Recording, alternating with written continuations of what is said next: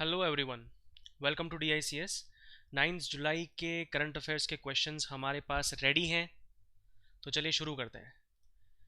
Question number 1 है, which of the following statements are correct about foreign contribution regulation act 2010। So foreign contribution regulation act 2010 के बारे में क्या statement सही है, ये आपको पूछा गया है। पहला स्टेटमेंट है, it deals with the funds received in terms of foreign currencies, the legislation falls under the purview of Reserve Bank of India. दूसरा स्टेटमेंट है, the act aims to prevent use of foreign contribution for any activity detrimental to the national interest. And तीसरा statement है, the received funds can be used by for any purposes by NGOs। ठीक है, अब ये वाला statement थोड़ा extreme है, देखते हैं क्या सही है क्या गलत है। पहला जो स्टेटमेंट है वो स्टेटमेंट गलत है। गलत इसलिए है because since this act deals with internal security of the country, ये इंटरनल सिक्योरिटी से डील करता है और इसी वजह से ये पर्टिकुलर एक्ट आता है मिनिस्ट्री ऑफ होम अफेयर्स में।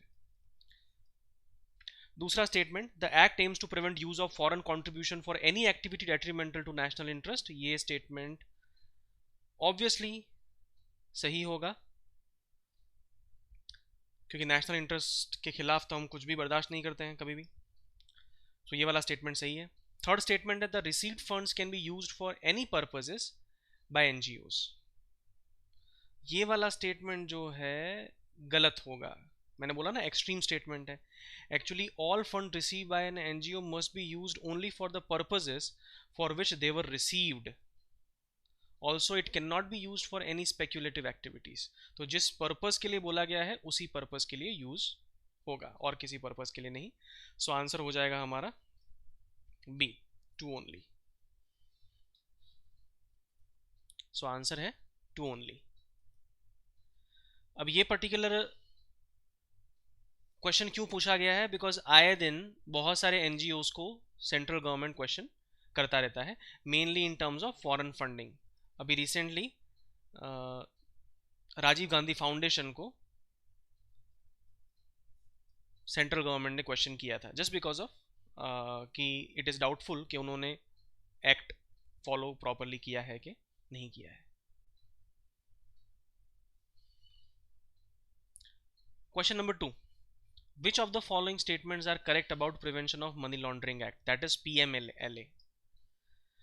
पहला स्टेटमेंट है, the recent changes in the act further made enforcement directorate more powerful by making PMLA offences cognizable. और दूसरा है, the recent changes expanded the scope of this act. तो क्या सही है ये हमें पूछा है, which of the following statements are correct. सो पहला स्टेटमेंट सही है। सही इसलिए है because PMLA offences are now stand alone crime and they are cognizable non bailable offences. Cognizable का मतलब होता है no warrant required for arrest, without any warrant arrest किया जा सकता है। तो ये वाला पर्टिकुलर स्टेटमेंट सही है। The recent changes expanded the scope of the act, yes it had, because it had expanded the definition for proceeds of crime. Now it does not require FIR or charge sheet before seizure of properties, and even if a property is not directly related to the proceeds of crime तो भी वो property seize की जा सकती है। ठीक है, so answer will be both C। so answer हो गया हमारा both 1 and 2। Again enforcement directorate question में रहता है, न्यूज़ में रहता है, तो इसीलिए ईडी के ऊपर आप क्वेश्चंस एक्सपेक्ट कर सकते हैं। ईडी जो है हम पहले भी डिस्कस कर चुके हैं इस बारे में कि ईडी एक तो prevention of money laundering act को एडमिनिस्टर करता है, एनफोर्स करता है। इसके अलावा ईडी एनफोर्स करता है फेमा को, फॉरेन एक्सचेंज मैनेजमेंट एक्ट, और इसके अलावा फ्यूजिटिव इकोनॉमिक ऑफेंडर्स एक्ट, इसको भी ईडी मैनेज करता है।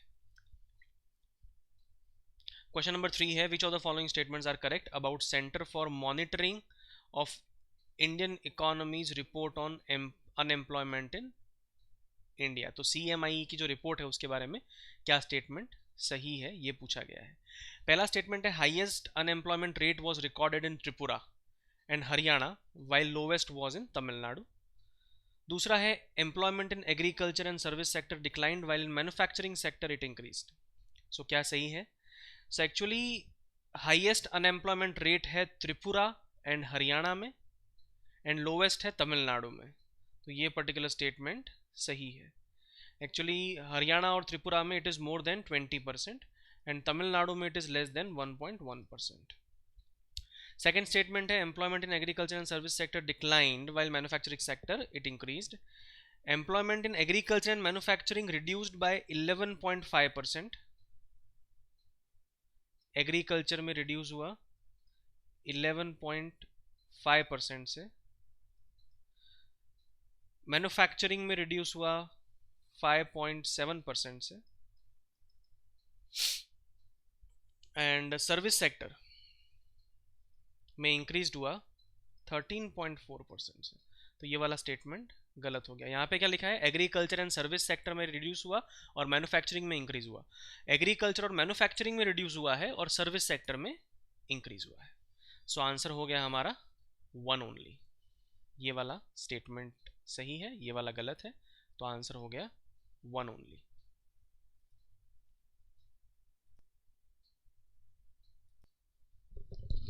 ये पर्टिकुलर क्वेश्चन क्यों पूछा गया है? बिकॉज जॉबलेसनेस है in various parts of India. उसमें कुछ कुछ पर्टिकुलर स्टेट्स हैं जो अच्छा परफॉर्म कर रहे हैं, कुछ स्टेट्स हैं जो खराब परफॉर्म कर रहे हैं। तमिलनाडु में अनएम्प्लॉयमेंट रेट लोएस्ट है, so it is performing better obviously. Question number 4. Which of the following statements are incorrect about latest draft environment impact assessment notification 2020? पहला है it allows declaration of some areas as economically sensitive areas after getting environmental clearance. So कुछ areas जो economically sensitive areas होते हैं उनको declare किया जा सकता है as such after getting environmental clearance. दूसरा है it decreases the validity of environmental clearance for mining projects to reduce the risk of environmental, social and health consequences. अब रिसेंटली जो draft environment impact assessment notification 2020 आया है उसके बारे में पूछा है कि क्या इनकरेक्ट है। सो पहला स्टेटमेंट जो है actually it is allowed without public hearing and environmental clearances where the issue has started and many student unions protested to put notification on hold. Supreme Court put it on hold till August 11. It also allowed toxic industries to operate near protected areas.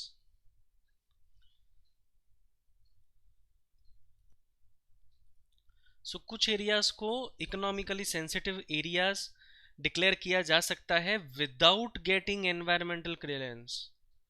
So environmental clearance की ज़रूरत नहीं है कुछ areas को economically sensitive areas declare करने के लिए, और यही सारे फसाद की जड़ है। तो बहुत सारे स्टूडेंट यूनियंस ने इसको अपोज किया है और सुप्रीम कोर्ट ने इसको होल्ड पे भी रख दिया है अगस्त 11 तक। ठीक है, सो पहला वाला स्टेटमेंट इनकरेक्ट है। दूसरा स्टेटमेंट है decreases the validity of environmental clearance for mining projects to reduce the risk of environment, social and health consequences. ये गलत है। ये गलत इसलिए है बिकॉज इसने इंक्रीज कर दी है वैलिडिटी को। So for mining projects validity has been increase from 30 years to 50 years, and जहाँ पे irreversible environmental, social and health consequences या होते हैं वहाँ पे 10 to 15 years की वैलिडिटी कर दी गई है। सो कुछ केसेस में 30 to 50 years की वैलिडिटी कर दी गई है, पहले 30 साल थी अभी 50 years कर दी गई है। कुछ केसेस में पहले 10 साल की वैलिडिटी हुआ करती थी, अभी 15 साल की वैलिडिटी कर दी गई है। ठीक है, सो ये वाला स्टेटमेंट भी गलत हो गया, ये भी गलत है, ये भी गलत है, और पूछा क्या है हमें? इनकरेक्ट। सो आंसर हो गया सी, बोथ 1 and 2। न्यूज़ में क्या है? Green lighting ecological decimation amidst a pandemic. तो ये पर्टिकुलर जो आर्टिकल है ये जो ड्राफ्ट एनवायरनमेंट इम्पैक्ट असेसमेंट के जो रूल्स हैं उसके लिए ही है। ये आर्टिकल अच्छा आर्टिकल है, इम्पॉर्टेंट आर्टिकल है, तो इसको एक बार पढ़ लीजिए। क्वेश्चन नंबर 5 है which of the following statements are correct about Malabar rebellion. Malabar rebellion बहुत न्यूज़ में है दोस्तों, इंपॉर्टेंट है एग्जाम परस्पेक्टिव से। पहला स्टेटमेंट है it was started in southern Malabar region against the British colonial rule to protest over the Rowlatt act. दूसरा है it was reaction against a heavy handed crackdown on the Khilafat movement. अब पूछा क्या है, क्या करेक्ट है? तो पहला स्टेटमेंट इनकरेक्ट है, वो इसलिए बिकॉज ये मालाबार रिबेलियन जो है ये 1921 में स्टार्ट हुआ था और ये रॉलेट एक्ट आपका हुआ था, आया था 1917 में। तो 4 साल बाद उसके अगेंस्ट में मूवमेंट होना मुमकिन नहीं है, तो ये वाला स्टेटमेंट गलत हो जाएगा।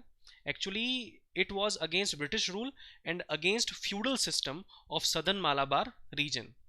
जो फ्यूडल्स थे या जो ज़मींदार थे वो जो पीजेंट्स हैं, टेनेंट्स हैं, उनको बहुत ऑपरेस करते थे और उसके अगेंस्ट में इट वाज अ मूवमेंट। सो ये पहला वाला स्टेटमेंट गलत है। दूसरा statement it was a reaction against a heavy handed crackdown of खिलाफत मूवमेंट, ये वाला स्टेटमेंट सही है। ठीक है, खिलाफत के अगेंस्ट में वो रिबेलियन था। तो हिस्ट्री बुक्स कहती हैं कि इस रिबेलियन के दो ऑब्जेक्टिव्स हैं, एक तो फ्यूडल सिस्टम को अपोज करना और along with that colonial system को अपोज करना, और दूसरा है खिलाफत मूवमेंट को सपोर्ट करना। या हम कह सकते हैं जो 1920 या 21 के बाद जो ब्रिटिशर्स ने हैवी हैंडेडनेस दिखाई खिलाफत मूवमेंट को कर्ब करने के लिए, उसके अगेंस्ट में ये मालाबार रिबेलियन शुरू हुआ। कुछ लोग इसको हिंदू मुस्लिम इशू बनाने की कोशिश कर रहे हैं, बट आप एक बार इसको अच्छे से पढ़ना क्योंकि एग्ज़ाम में ये इम्पॉर्टेंट होने वाला है, इस साल भी और नेक्स्ट ईयर भी। सो आंसर हो जाएगा आपका 2 only. Question number 6, which of the following statements are correct? पहला स्टेटमेंट है India has open sky policies with all member countries of SAARC.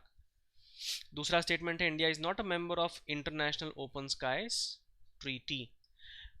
पहला स्टेटमेंट सही है, सही इसलिए है because India has open sky policy with all SAARC members and in 2017 it has signed open sky policy also with Japan. ठीक है, 2017 में, तो ये वाला स्टेटमेंट सही है।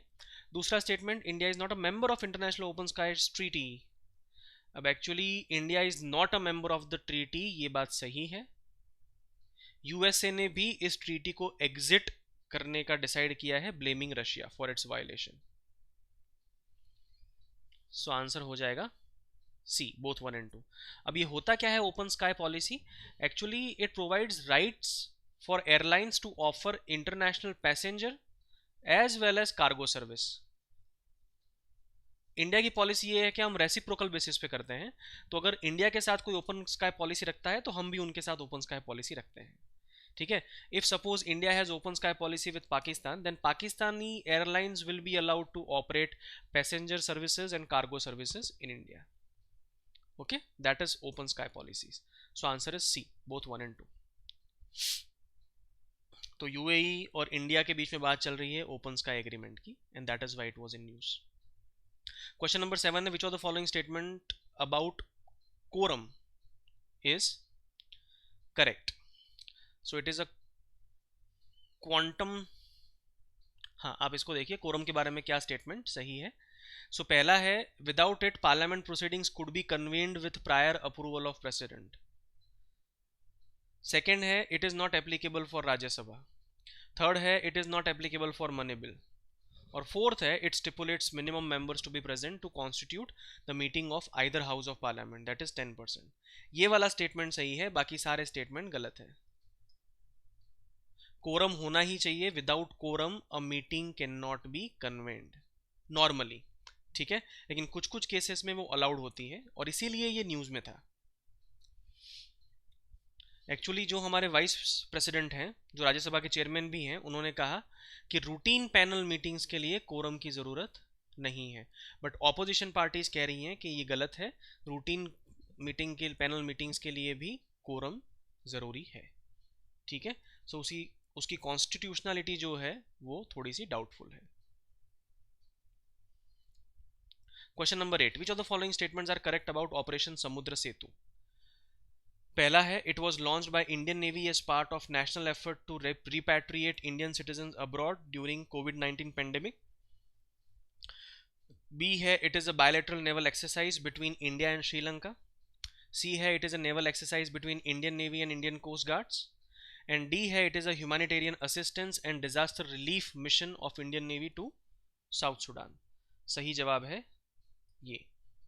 तो रिसेंटली जो कोविड-19 का पेंडेमिक आया है, तो वहाँ बहुत सारे इंडियंस फॉरेन कंट्रीज में फंस गए हैं, तो उनको रिपैट्रिएट करने के लिए नेवी ने एफर्ट्स किए हैं, and that is Samudra Setu.